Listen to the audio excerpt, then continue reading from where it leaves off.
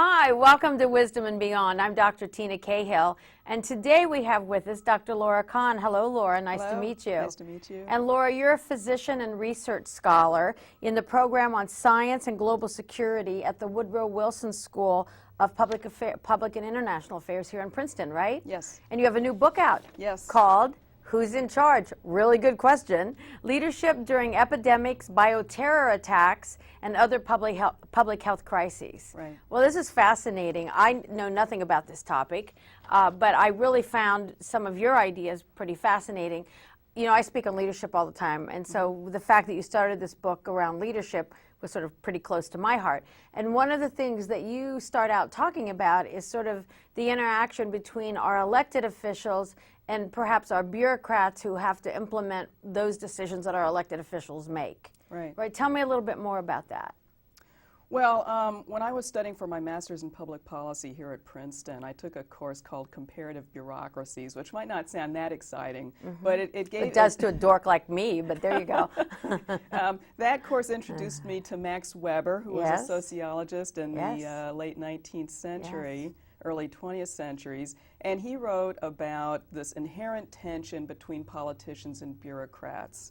And I thought that was very interesting because I had seen some of this inherent tension in my work in public health. Now, to make that really simplistic, all right, I know that in some of the literature about leadership, a lot of which I don't actually think is all that interesting, they talk about leaders, you know, sort of making these big decisions and perhaps managers implementing those decisions. So Right. do you sort of see the same thing, that our elected officials make policy and it's Right. up to our bureaucrats That's to right. enact that policy? That's right. So the elected officials have their ideologically based policies Right. that they want the bureaucrats to implement. Right. The bureaucrats, their motivation is to increase their bureaucracy. The politicians need the bureaucrats and their scientific expertise to carry out their policies. Right. So one needs the other, but sometimes their interests do not entirely coincide.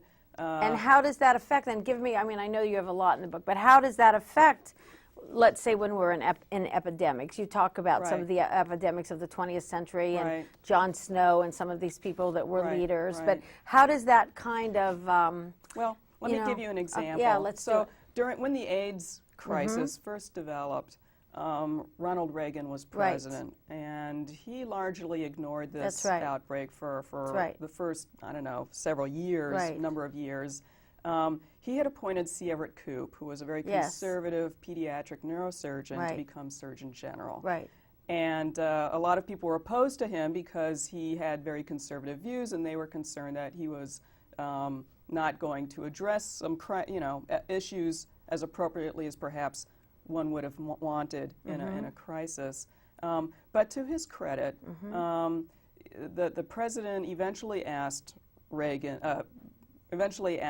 Koop to address AIDS. And what Koop did was he went and he interviewed a lot of people, scientists, patients, community activists, and wrote a report that was based on science. And Okay, his great. recommendations were education, sex education, Right. starting at very young ages, Right. the use of condoms, right, recommendations that for many conservatives were not acceptable. right, And what Koop did was he printed up a pamphlet, distributed it to an advisory board, but making sure to keep this pamphlet out of the hands of the White House.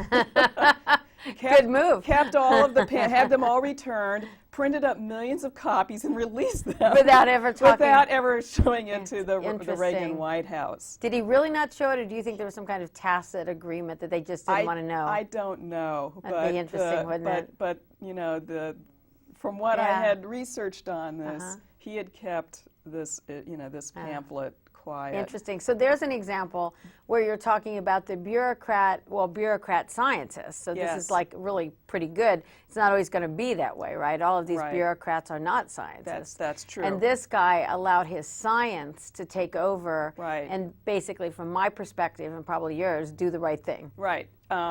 Koop defended his actions by saying that this was the Christian thing to do. I see. That you know, it was based on science, but it was the right, humane thing to do to treat AIDS as a public health crisis and not as a moral issue. Great. And how did Reagan respond? Well, he was outraged, as you could imagine. Did he get rid of Coop? Public. Eventually, yes. He did? He did. Interesting. He did. So Coop eventually lost his position over that. Interesting. So sometimes the bureaucrat, you know, as physicians, we take the Hippocratic Oath. Right. And That's right. our loyalty is to our patients. That's right. And not necessarily to our boss, who might be the politician. That's right. Who might be the President of the United States. That's right. Yeah. His boss was the President of the United Yeah. States, who he didn't agree with. Oh, tell me one of your stories where it went another way. Another story where it went another. Well, most crises are not generally considered as moral issues. You know, Right, as moral issues. As a moral Right. issue. So, Right. so for example, one of the crises was the mad cow disease. Yes. Crisis in Right. the United Kingdom that spanned over a decade. Right. Now, here was a case where they weren't sure if this disease that was afflicting cattle could infect humans or not. Right. There was a disease called scrapie Right. that was infecting sheep for centuries. Right. And people were eating the infected Right. sheep without any problem. Okay. So they made the assumption that see. it's probably just like scrapie, but just to be on the safe side, we'll do some studies Okay. and do some So surveillance. the elected officials said, just to be on the safe side, we'll order some studies, or were those the bureaucrats? The scientific advisors. Okay, the scientific said, advisors told them we should do some studies. We should do some studies. Okay, and then what happened when we Well, did them? over a span of time, now you're dealing with a prion Right. disease, which is Right. a very slow Right. onset Right. over a decade. Right. They started finding young people coming down with these symptoms. Right. And it became increasingly clear as the evidence came in that this disease could infect humans. And then how did the political people respond to that? Well, so the decision was, you know, what should we do? Right. And one politician, to his credit, made the decision to ban all of the potentially infectious products from human food. Now that then affects the economy. That affects the economy. They had affects to make voters. Right. They had to make decisions whether it might help human health, but it might adversely affect the agricultural industry. Right. Now, in many of these diseases are diseases of animals that infect humans. They're called zoonotic diseases. Okay.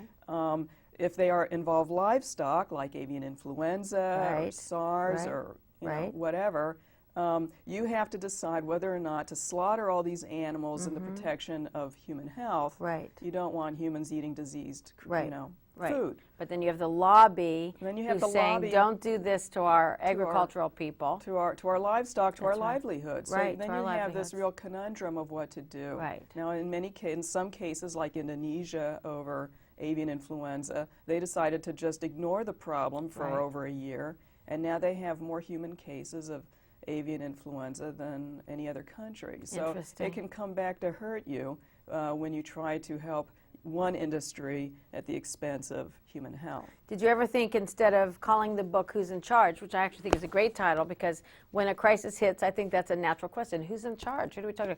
Maybe who do you trust? Well, that is a good question. That is a good point. Who do you trust? I know. Who do you trust? That's a yeah. good question. Well, you know, it's hard because politicians have to account to many different groups. Absolutely. Not Like getting just- reelected is a big Getting one. reelected is very important to them. And so the people who support them, those in business, That's right. don't want their business affected. But if their Right. business affects the health of humans, the smoking industry, Yes. for example, is another case in point where they were big campaign contributors, Right. but they're killing people Right. with their product. Right. So how do you balance that? And you know, that depends on the politician's philosophical beliefs. Well, it depends on so many variables, It right? depends on many variables. Just so many variables Yes, that come but- into play. Well, yeah. you and I were put together by our mutual friend, Grace Sinden, Yes, who yes. has worked in support of public health and protecting our community on the Board of Health and the world at large through her other work for decades, right? And I think Grace, I believe, is responsible for the first anti-smoking, no smoking indoors law, whatever you call that, the one we had in Princeton. I think Grace is responsible perhaps for the first one in New Jersey, or if not the first one of the first ones. Well, she and I served on the Princeton Regional Right. Health Commission together, Right. and back in, I believe it was 2000, 2001, the Princeton Regional Health Commission passed an ordinance to ban smoking in all public places Right. in Princeton. And that was really you and Grace driving It was Grace this. and me and a few others. other We had a people. pulmonologist on board who Good. was very anti-smoking as Good. well. Good. We passed it amidst much Yeah, controversy. much to do. Much to do. And it was challenged by Yes. those in the smoking and Right. smoking lobby.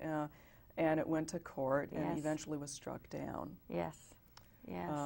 And so then it went to the state legislature. Right. It was struck down because they said state law preempted our Right. ordinance. Right.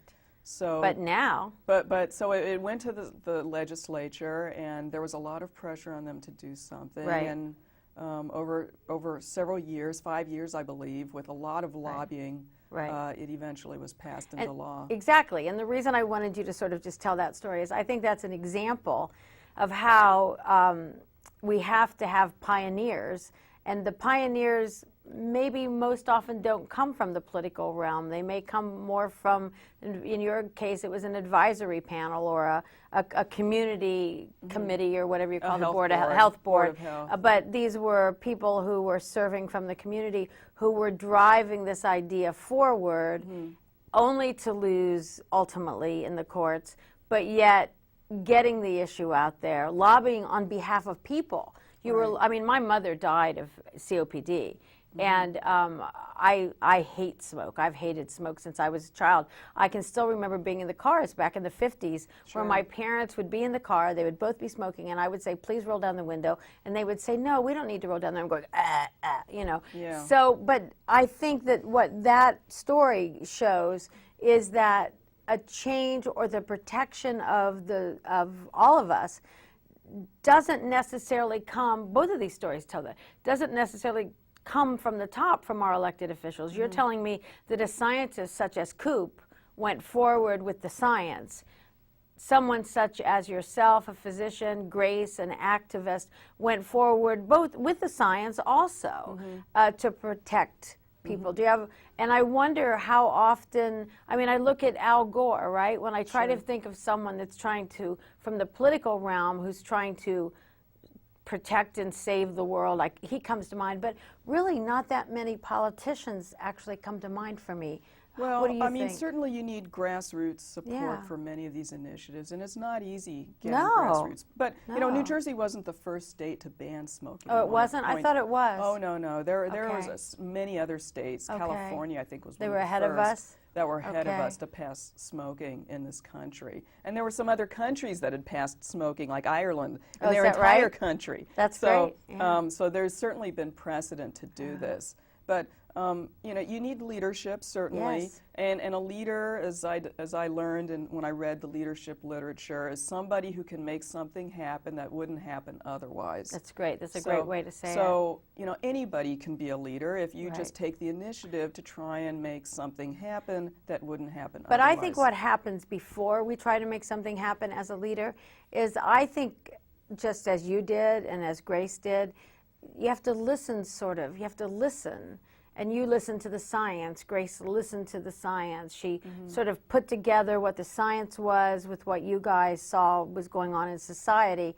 And then you tried to make something happen. So Right, it's that sure. awareness of Sure. sort of listening with the third ear to, wait a minute, how can I look at this differently? Right. Because Well, for I mean- generations, everybody accepted that you could people smoke. didn't know that smoking was Exactly. a hazard. Once that Exactly. information came in, Right. you know, you didn't Right. want to inhale it because That's it right. was dangerous. And you know, a lot of people would get heart attacks or asthma. I mean, Right. there were many health Right. effects on. So on now we live smoking. in this whole different world, and part of what you talk about here are bioterror attacks. And I have to tell you that, you know, my background is in social science, right?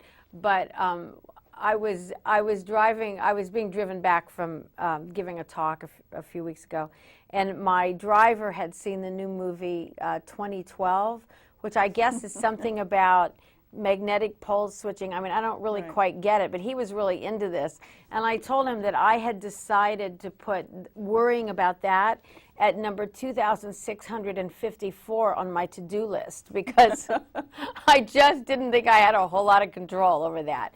So when we talk about bioterror attacks, though, I think we're all smart enough now to know that these are things that we have to deal with in the 21st century, potentially, Sure, hopefully. sure. And so talk to me a little bit about that, about science, about protection of what goes on in labs. Who's in charge there? Right. Well, that's a good question. Oh, that's scary. I don't want that answer. I don't want that answer. I mean, if the labs are anything like my refrigerator, nobody's in charge, right? Yeah. Well, I mean, in response to the anthrax crisis, there was a huge buildup of more high containment labs, and there's some Okay. in the biotechnology industry researchers who are concerned that we're actually making the problem worse. Oh, is that right? By having more physicians, or I mean, more researchers trained to do this, dangerous work, and giving them the tools to do an attack. Oh, great. So, the whole BioShield project Right. that was started during the Bush administration started with good intentions, but, did we actually make the problem worse? Are we our own worst enemy by So how would trying you to have address approached that differently? That's a good question. I think we should have been more targeted by strengthening the labs that we already had at So that rather time. than changing all labs, targeted what labs really need more protection. Yeah. We put a number of these labs on university campuses. Yes. Universities by nature are open. Right. They don't necessarily have very strict security measures. Right. And I think a lot of this work should have just stayed in government labs like the U.S. Army Medical Right. Research Institute for Right. Infectious Diseases, USAMRIID. Although, on the other hand, the person who was, the Yes. prime suspect was the Right. chief scientist at USAMRIID. Right, but let's say never has been. He committed suicide. We don't know what Right, happened. there's no way to but, know. But, Yeah. if that's the case, Right. it's a very difficult issue to address. Right, Because sure. how do you screen scientists? Every single person in the world. Every How do you single- screen every person in the world for every job? That's right, you can't. Yeah. It's very hard to Yeah. do. And So- one of the things that you talk about in the book is that you believe that those that work in public health may need some additional training. You have a master's in public health, I'm sure. Mm-hmm. I mean, what are you talking about with respect to that? Well, when you get a master's in public health, the focus is on how to train to be a good public health practitioner. And you Okay. study epidemiology, Right. and biostatistics, and, Right. and the sciences. Which is like how germs travel and Well- what groups they go to and what groups get sick and how the study contagion of thing. epidemics and Right. diseases in human populations. Right. You don't necessarily study the political realities of public health. which is really fascinating, I think. Which is so important to Yeah. be able to function effectively in your job. And I mean, there are some courses on health management, but that focuses primarily in hospitals. And leadership institutes focus primarily on how to be a good leader, but not necessarily how to understand the relationships that you might need to develop with the elected official Right. with whom you're working. Right. So how are you going to change that? Because I agree with you. I mean, I think as we are in the 21st century with perhaps, I mean, I don't know if it's any different than any other century, but we certainly have a lot of people. We have a lot of ways to communicate. It seems like we ought to be able to get on top of this a little bit better. What do you propose? Well, I mean, part of the goal of this book that I wrote was to introduce the practitioners, the professionals, some of these concepts, giving them a lot of case studies Right. of what went right and what went wrong Right. for some of these people, and they responded to these crises. I interviewed elected officials. What did they do? I mean, elected officials are really a key component Right. in responding to it. They might not be aware of that, but they really are. And how do you make them aware of that? Because I agree with you. Well, it's I mean, a they have the challenge. power. Yeah, well, I ultimately. mean, I wrote this partly for them as well, and I'm hoping that they're not put off by the title, because they really should be reading what is expected of them. Right. And I wonder how many elected officials, when elected, I mean, I think what you're doing is a great advocacy work, because how many people, when you're elected, think that you have a public health responsibility? I mean, I hope more think that than I not. don't know. But I don't think it's at the top of the list. I think people worry about what are you going to do about finance, what are you going to do Right. about the schools. Right. But really, how are we going to keep our community healthy if we don't have our health? I mean. Well, I mean, part of the question that I thought about but didn't really address is, well, what motivates somebody to seek public office, and is that motivation prepare them for the realities of their work? And you know, I did some research on that. What do you think motivates people for public office? Well, there's a number of things. I mean, some people like to run for office for the competition of it. Okay. You know, like, so for example, Bill Clinton loved the game of running for office. Right. It was a competition. It was fun. They might not necessarily be good once they get elected and have to govern, but they're very good at running. Others are more interested in the policy aspects, but they might not be as charismatic as, say, those who run for other reasons. I think Clinton had the policy aspects He too. did to He's some a little extent, policy wonk. but he was to some extent. So I mean, Right. these aren't cut and dried. Right, exactly. And what are categories. some other factors? Well, some other people run for office in some developing countries because they want the adulation. yes. And You don't think in developing, I think in a well-developed country, Well, certainly- people run for the same well, thing. certainly they, you know, the book that I read that on was written in the 60s. Interesting. And I think as time has gone on, I think more people in our country too are running for adulation Yeah, or for sure. some sort of personal glory Yeah. to get elected. And you know, so if they do that, do they understand the responsibilities that they take on when they Right. become an elected official? Do you have an elected official? I don't know that you have this in the book. Is there any elected official who you can think of who you believe really understood the concept of? Yes, well, Is so, it in there? Yes, so, Okay. so Glenn Gilmore, who was the mayor of Hamilton during the time of the anthrax crisis. Hamilton, New Jersey. Hamilton, New Jersey, Okay. really stepped up to the plate. Good for him. And what he did was, after 9/11, he assembled a group of people, leaders in the community, and asked them, how can we prepare for a potential crisis, including a bioterrorist attack? And he presciently invited this woman, Christy Stevenson, who was the CEO of Robert Wood Johnson Hospital in Hamilton at that time, and they had Okay. developed a relationship. Okay. So when anthrax came, he was prepared. He knew that there was antibiotics available in the southern part of New That's Jersey. He asked Christy if she could set up a clinic in her hospital, and great. she said, I'd be happy to. Things just clicked. And that's one of the points that you make in your book, Who's in Charge, is that you say that one of the big things that has to happen is communication. Absolutely. So somebody has, absolutely. you have Somebody to take has the to initiative take and the make those initiative, connections. Make those connections Yeah. before. You don't want to be saying, hello, this is so-and-so. Right, we've never during met, but by the way. during the time of a crisis, you want to have those established agree with you. relationships well Yeah. ahead of time. So Now, you know did you who to talk to turn him about how he knew to do that? I actually, you know, he just was stimulated by 9/11. So he was a good thinker. He was a good Just thinker. looking at all the variables that he would have to deal with That's potentially. right. That's right. He really stepped up to the plate, really great. assumed leadership. He felt as an elected official, he was responsible for the health and well-being of the people in his municipality. I love that he And thought that. Did he come out of medicine or science? He came out of the military.